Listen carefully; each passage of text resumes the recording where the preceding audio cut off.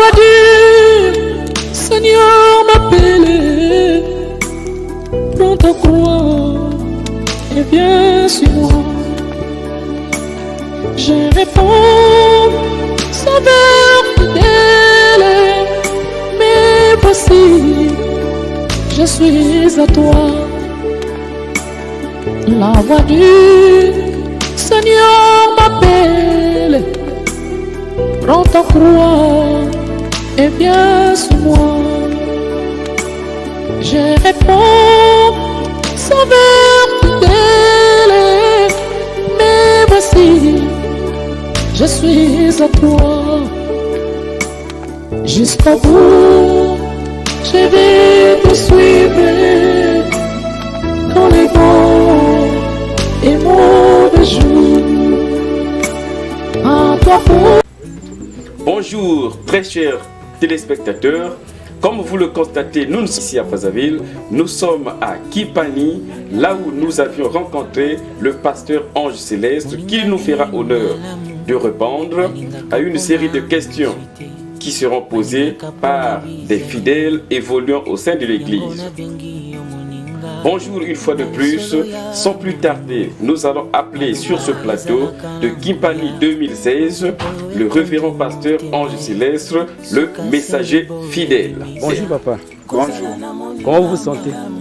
Bien, par la grâce du Seigneur. Bienvenue à l'émission. Notre thème sera les plans de Dieu. Chaque intervenant aura quelques questions, mais n'allez pas au-delà de 5 à 10 minutes. Soyez un peu bref dans vos questions.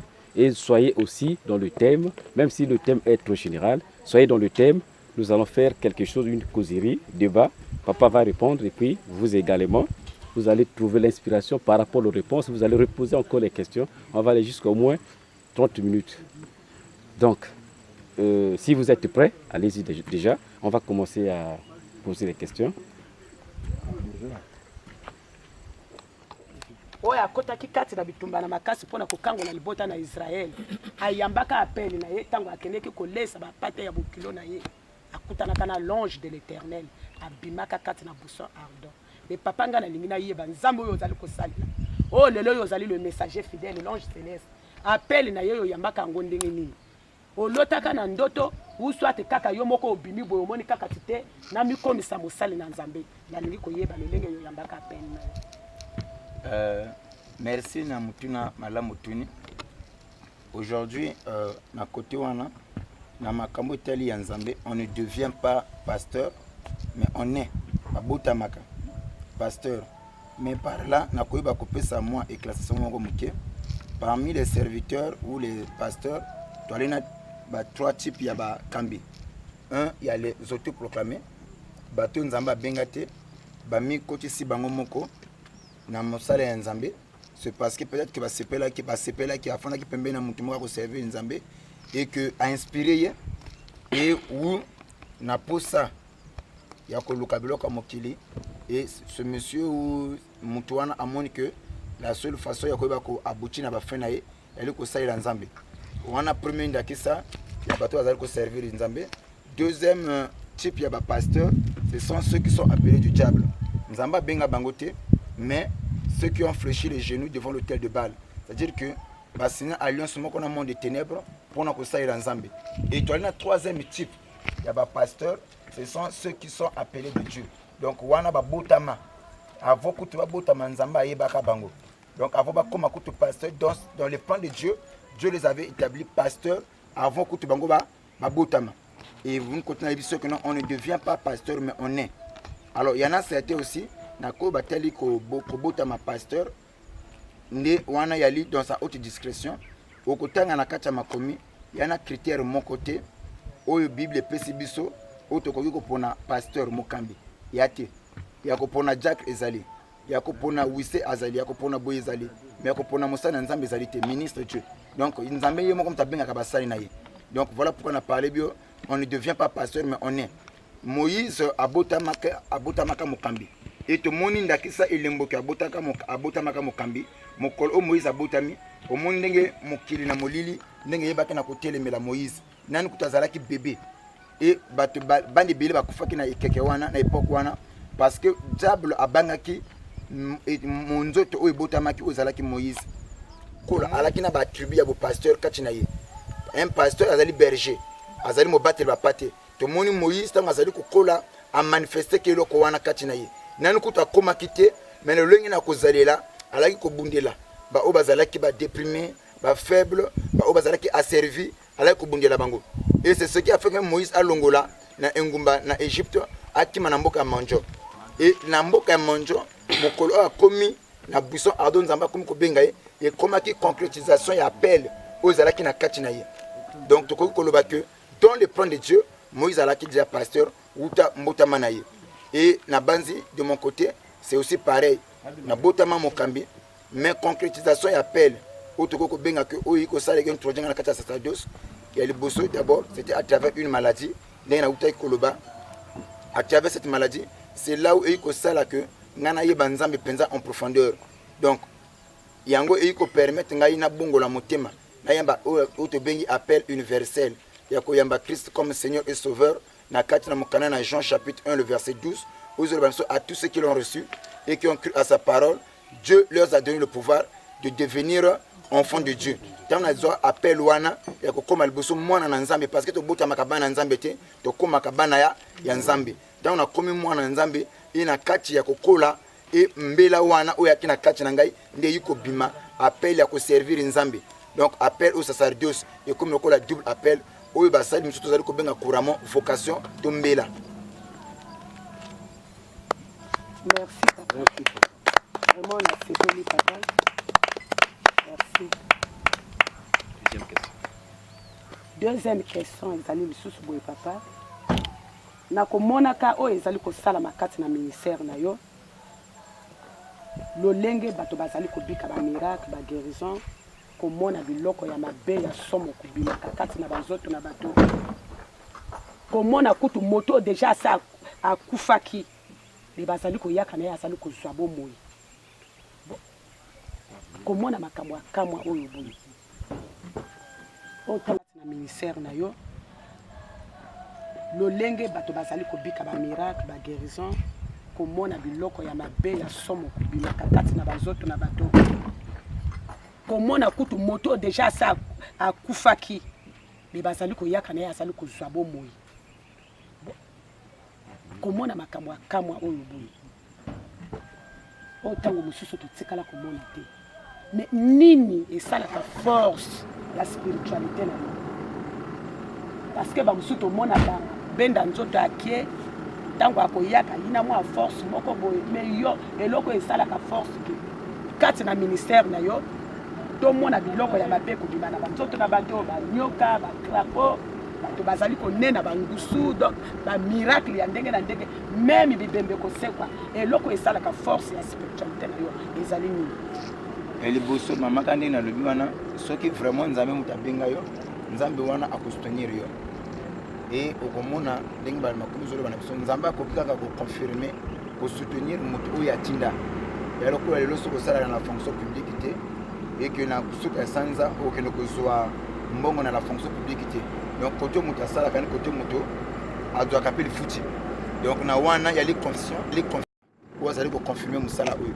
Et la preuve vous allez kobenga biso basali mosali ya nzambe donc ngelo baka mosala ngo ya biso te yana mutu oyo to salelaka yali nzambe et ye lokola ya ali mukulu mosala faut confirmer ako confirmer ngo par les prodiges ako confirmer par les miracles ako soutenir maloba nyonso ko bimana monoko ya mopakolo minaye et pour que bato bandima que mutu oyo azali mutu oyo ngie atindi mokolo atinda ka Moïse Dieu a soutenu Moïse et que quand Moïse marchait le ciel était derrière Moïse pour le confirmer. Nini était le miracle. Pharaon n'allait pas croire que Moïse a azali mutina mina nzambe. C'est à travers le miracle tant que vous allez s'opérer et que bato ba ko comprendre que bato ba ko sala. Les magiciens peuvent faire mais oyo ezali ko sala na Moïse faut zalaka le boko ya nzambe, signature ya nzambe. Oyo mutu akoko imiter. Donc na banzi ba le biko ya nzoto ya bato ba makambo ko salama église kotondana yali elembo que musala oyo ezali ya nzambe. Secret yali kaka moko makomé le bina biso que Dieu ne se répond pas de ses dons ni de son appel so ta pesi mutu ko ba pesaka mais il faudrait que na mutu azuri kabwana abatela ngolu wana akika mpiko na auto bengi na vie ya sanctification na vie ya prière et que abatela eloko ya zui kozwa grâce à eloko mosusu ko conserver grâce pe eloko mosusu ko conserver grâce c'est dans la prière c'est dans les retraites ne tozali ko sala ne ozali ko sala que l'onction sala permanent et conformément à la parole de Dieu. La Bible dit tout simplement dans Amos chapitre 3 le verset 3 batomi balé bakotambola nzela moko so bazana boyokanité donc pour nzambe acheminer na mutu faut au préalable boyokani esaneni ezala et nzambe azoko que l'amitié de l'Éternel est pour ceux qui gardent ses commandements. Donc il y a la sanctification et l'obéissance à sa parole, c'est tout ce que Dieu exige pour que le miracle soit possible dans la vie à mutu surtout oyazali oyatina minaye. Amen. Merci papa pour la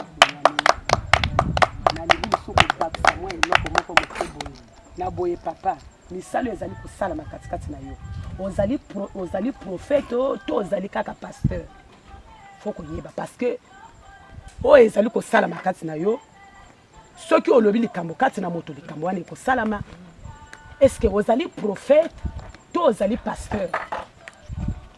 Merci na mutuna malamu alobaki le départ nzambe asalaka demi serviteur te nzambe asalaka toujours un serviteur complet pour une délivrance totale et ce qui nzambe atindi mutu ngai na yebite ona okutana ngo lobby mais nzambe wa bengi ngai omoni ko benga mana nzambe mutu na ngo ndi yango wana parce que mutu abengi ayebi suka ya makambo avant même bandeli akoyeba ko équiper yo ko pesa audio se sengeni pour que je na mission wana te omoni ce qui faisait la force de Moïse avec un simple bâton qui pouvait comprendre qui pouvait croire. À l'époque, Égypte avait une armée comme casse puissante. Mais Moïse, un vieux de 80 ans, a défié une armée Mobimba avec un simple bâton. C'est la folie, il y a les suicides. Mais force naïe parce qu'Aïebaki, Moto a bengaki. Et que Aïebaki, que celui qui m'a fait la promesse est fidèle.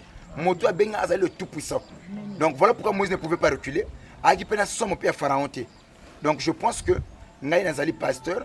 Mais na kati na ministère pastoral on zamba pesingai a PCP et particulièrement elikabo sakola likabo ya ko bikisa likabo ya ko parler donc divers grâce wana o kakazali ko soutenir ministère de Thomas on zamba pesingai mais vraiment na kotela kamalamu nazali prédicateur de l'évangile nazali mo battre la paté pasteur mais particularité ya ko sakola ezali ya ko salisa ezali et ba miracle ezali ko salama wana ya libiloko ezali ko accompagner ministère on zamba pesingai donc tout court nazali mokambi et puis nzambe ce ne sont pas les titres hein? Ce n'est pas les titres qui bénit mais c'est la vocation que tu as reçue de Dieu c'est ça qui bénit parce que nzamba zalaka sima vocation oyo mutu ayamba donc nazali tout simplement pasteur. Merci papa vraiment na kozonga dessus na bini tout satisfaite lengo sili kanolanga merci papa. Mais non.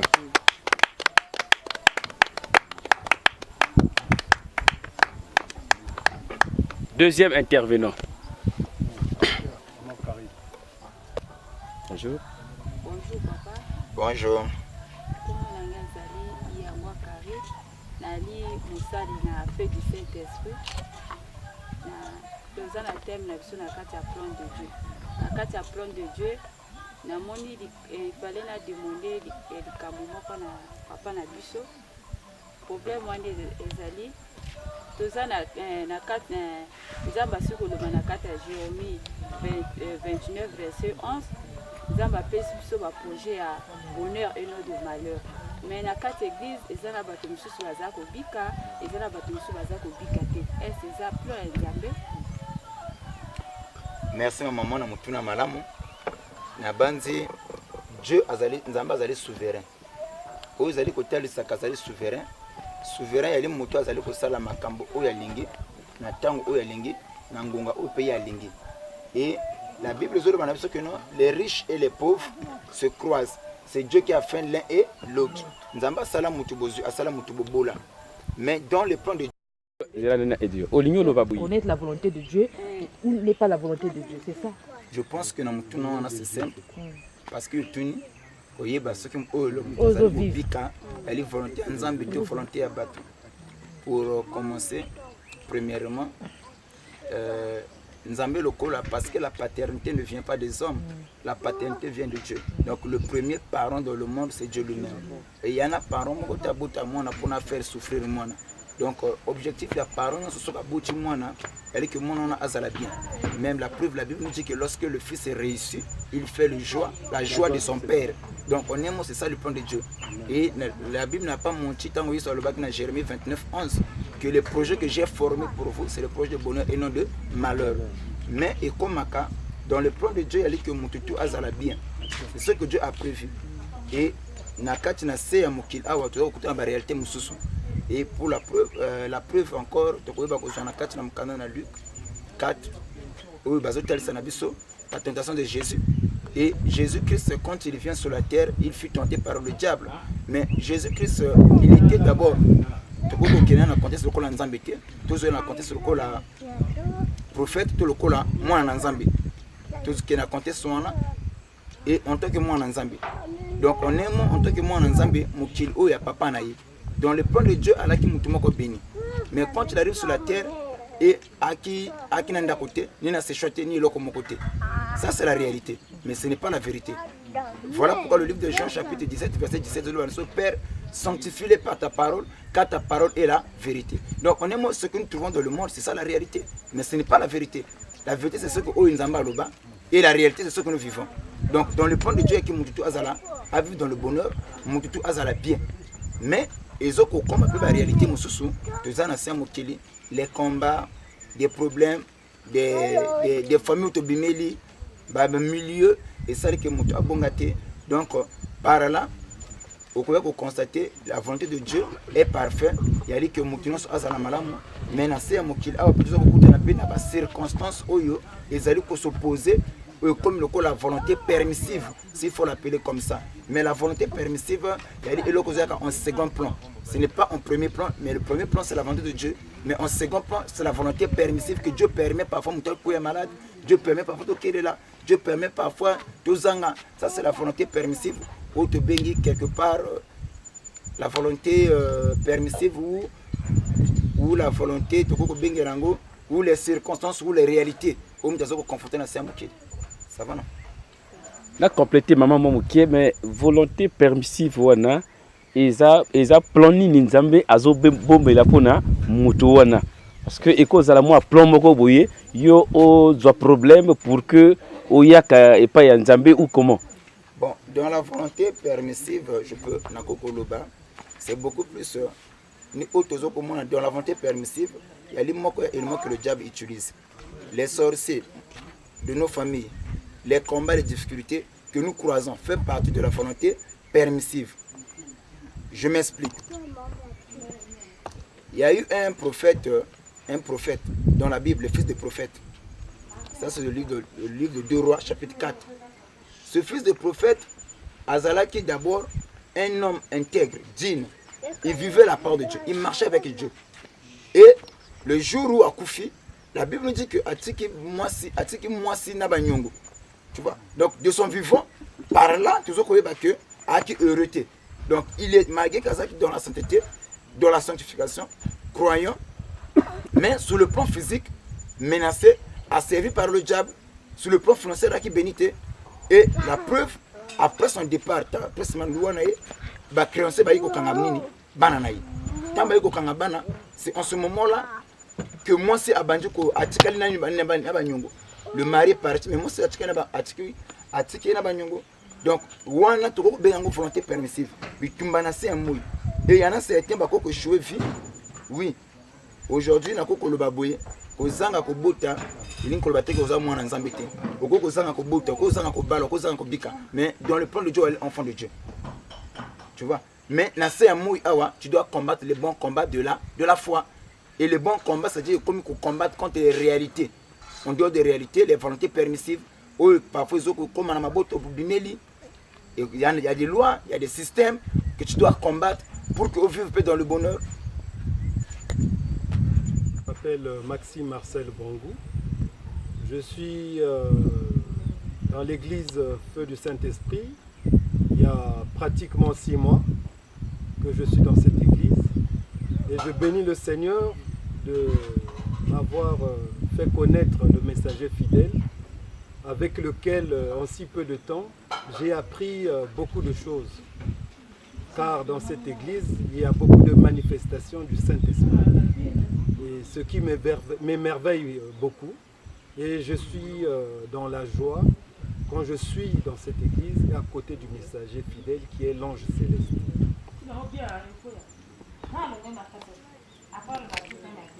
Donc,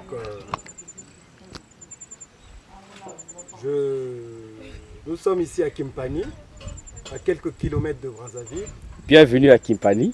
Merci, monsieur le journaliste. Je suis très content de fouler mes pieds à Kimpani, où nous avons notre siège, on va dire notre succursale à Kimpani, où nous sommes en retraite pour 5 jours. Et pendant que nous sommes ici,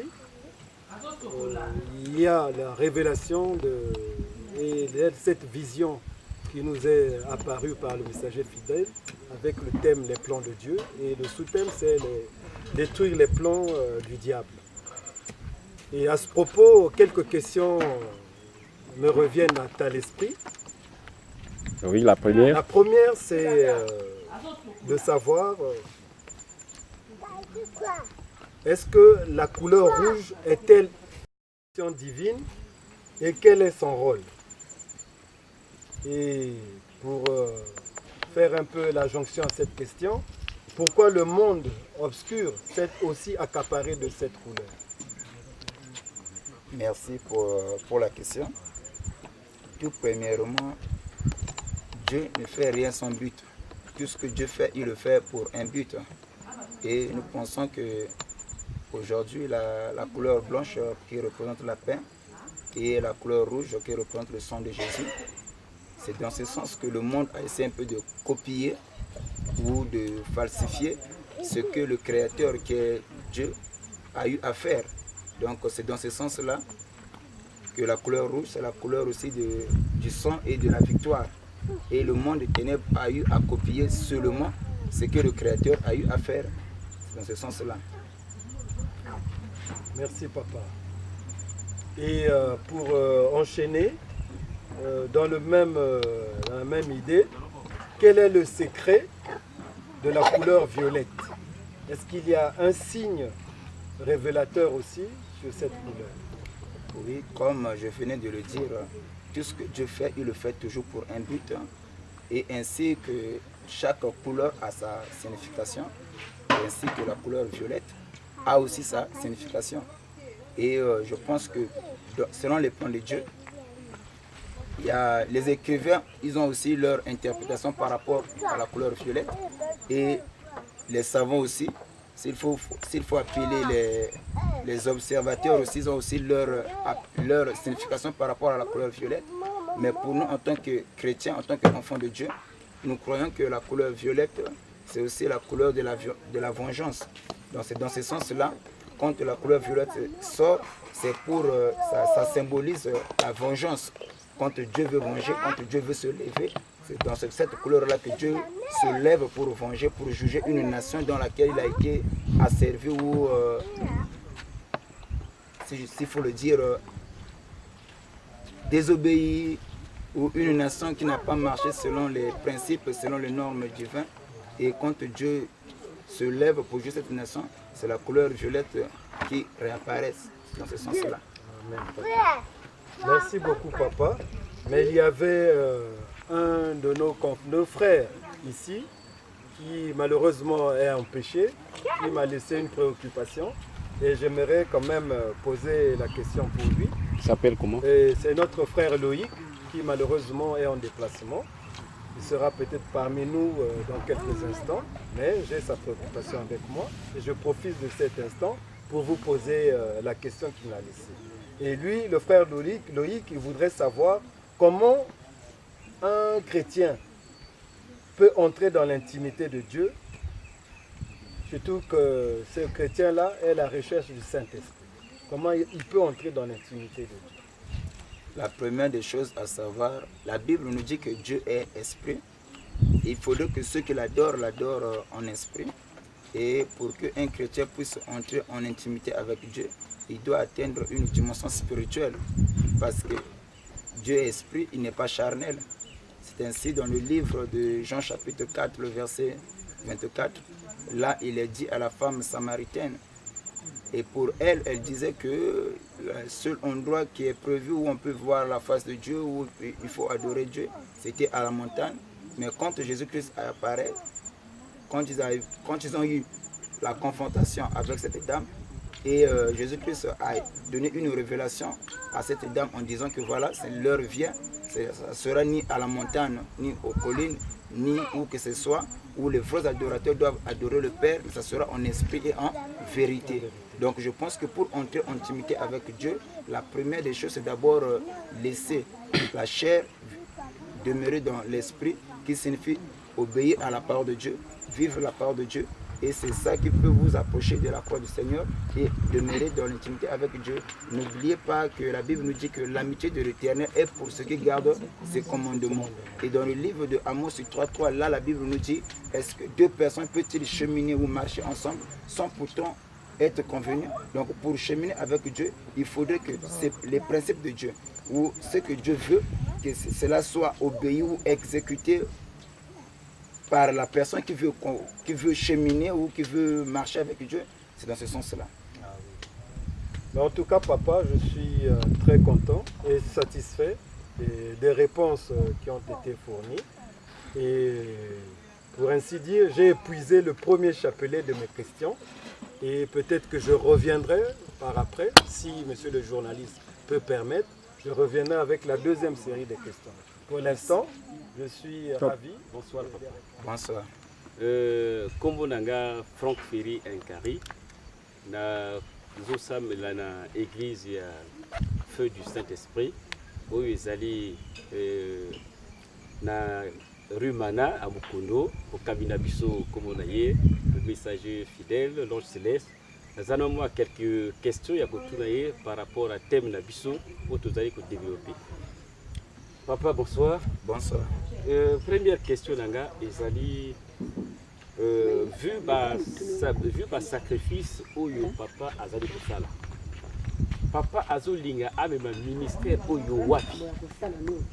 Objectif ya na ministère oyo ezali nini vu manière ozo travailler ba sacrifice beaucoup de jeunes. Voilà. Donc ministère oyo na vie na yo papa olingo memango wapi. Merci. La première Yano. N'apprend Nzambe d'abord à former un peuple. Un peuple aux alliés à Makasi, aux coquilles, aux bébés samisal et Satana. Parce que le lot a été comme on a souillé sauté, le linga tambola qui n'a balabala à Jérusalem, au tambola, au big sababeli, le lot Nzamba comme que ça dans la katina bateau. Et Nzambe n'a chaque quelqu'un a utilisé que bateau. Nzambe n'a chaque quelqu'un a utilisé que bateau. Ou wapi na nzela na bango azali ko big sabamisusu. Donc on est mort, tina na biso ya komi sacrifier, ya komi pesa, ya komi kaba, obimbe pa na Nzambe. D'abord, on lui doit tout. Surtout ça na bon c'est grâce à lui. Et Yami Balé c'est lui que tous allons toujours toutefois en intimité avec Dieu afin que tu garder l'onction et la permanence quand na biso et tous allons paix à mesure. Il y a quoi combattre, il y a quoi bébisa toutes les œuvres du diable. Il y a quoi ça na mabota, na ba via bateau, tous allons à mesure. C'est dans ce sens-là que vous allez comme sacrifier un modèle one. D'accord papa. Et la deuxième question, ils allaient pour la vision. Ils allaient pour la vision.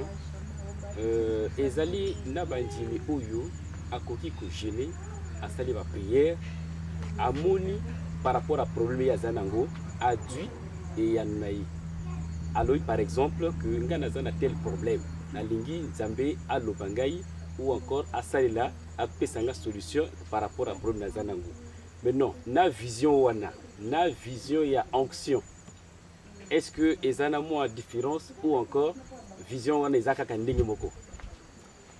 Bon, jeûner n'est pas mauvais, jeûner c'est bien.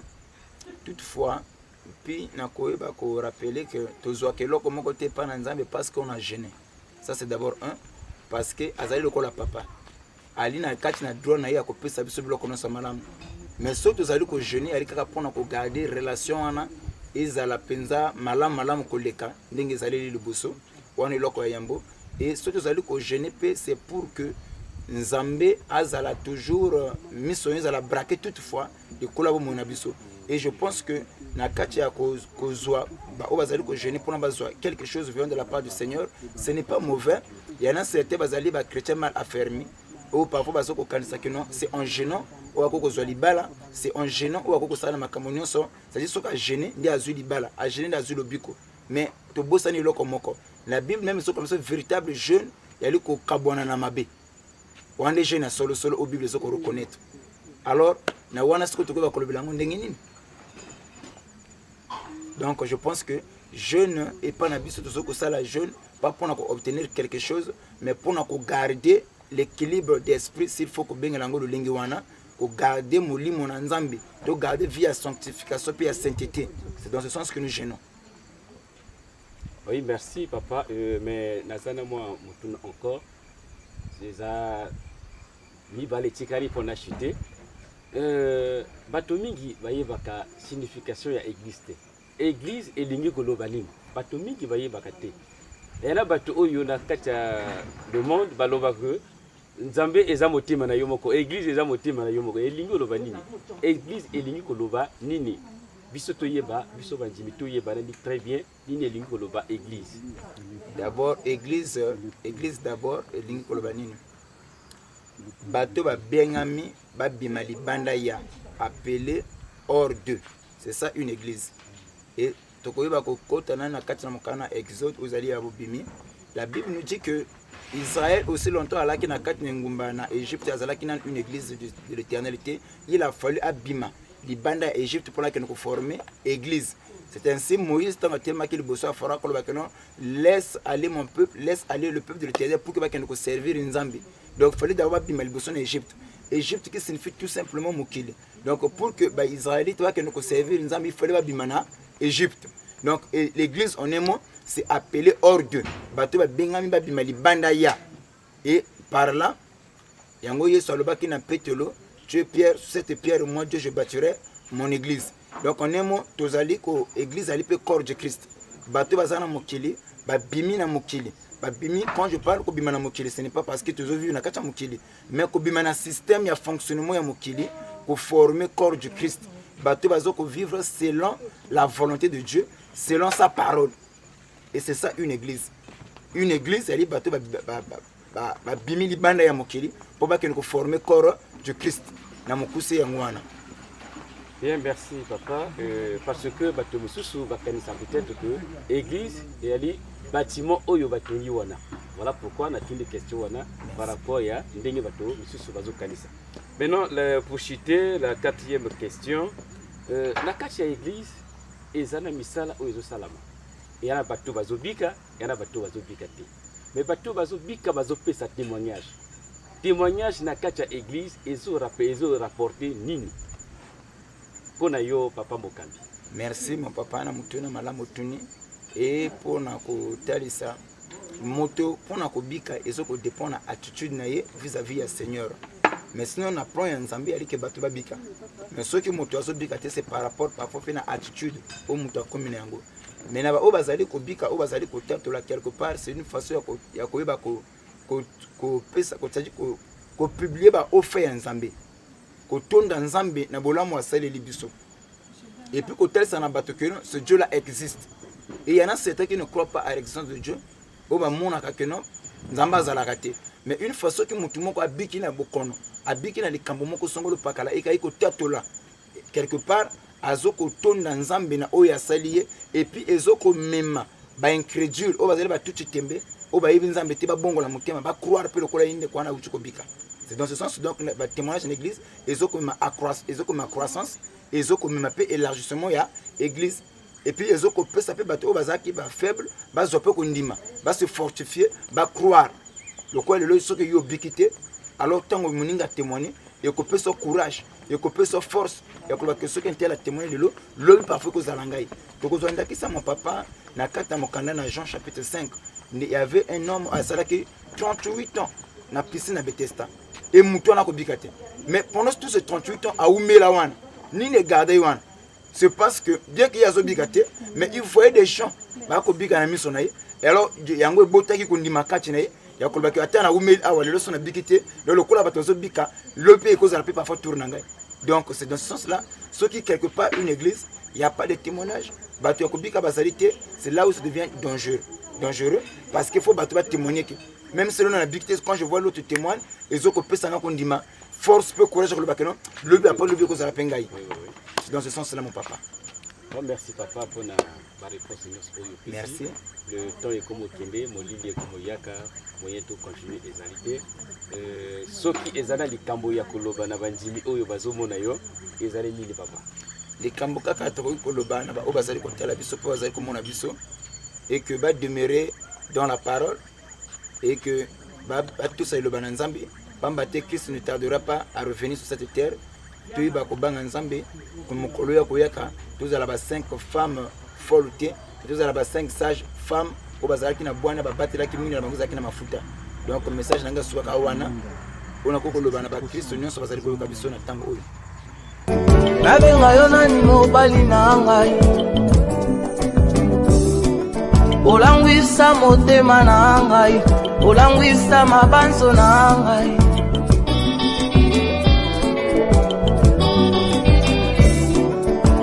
natombola nani natombola nani natombola nani natombola nani bolingo ya motema na ngai bolingo ya motema na ngai bolingo ya motema na ngai bolingo ya motema na ngai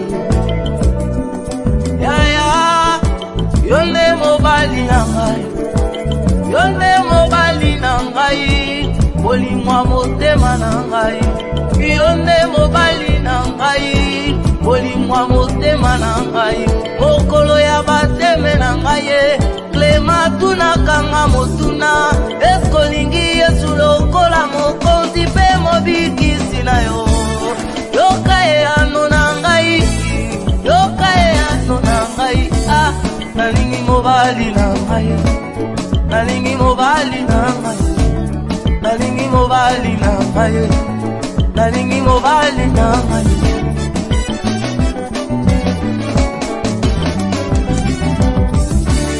ngai nake na pharmacie natuni moto akoteka kisi pesanga kisi ya malaria ayebisinga ezali pesanga kisi ya tifoide ayebisinga ezali pesanga kiselongolaka bobola botutu na nzoto ya moto yoka eyano ya pharmacien yoka eyano ya pharmacien kende na pharmalola kende na pharmalola okomona engambe mobali asingami na banjelu bakoyemba osana osana bakoyemba osana osana bakoyemba osana osana bakoyemba osana osana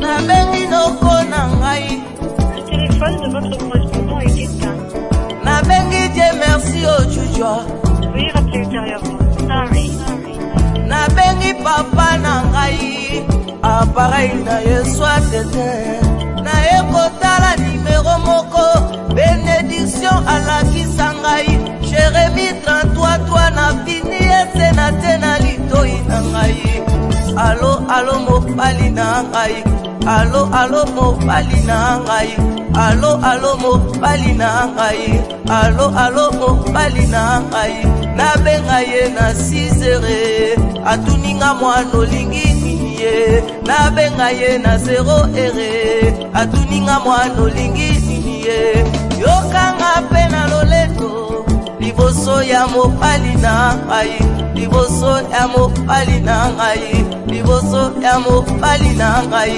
papa nalingi libala papa nalingi voyage papa nalingi na ponga papa nalingi mosala bolingo ya motema na ngai bolingo ya motema na ngai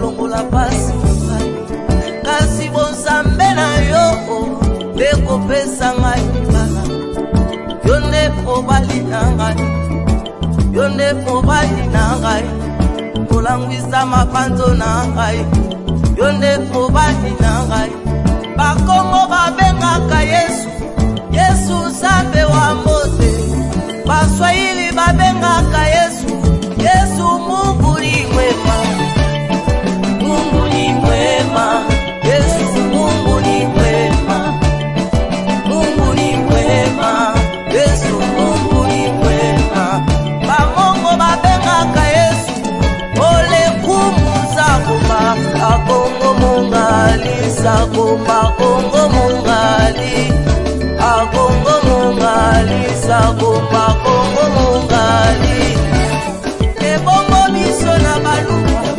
tobengaka Yesu nani kachomona mianda wanyo abante chilumba isa mwana wabambote mukalenganyo wabangalenga wababilota mulumano wakwingila nenda lesa wanyo mulumano wakwashila malusa kiwanyi zambi wanyu wakutila wanyu zambi wanyu wakutila wanyu zambi shada wanyu wamashipe eita makanda wanyu ilo kumwanda wanyu eita makanda wanyu ei mwate mwate mwate mwate mwate mwate mwate mwate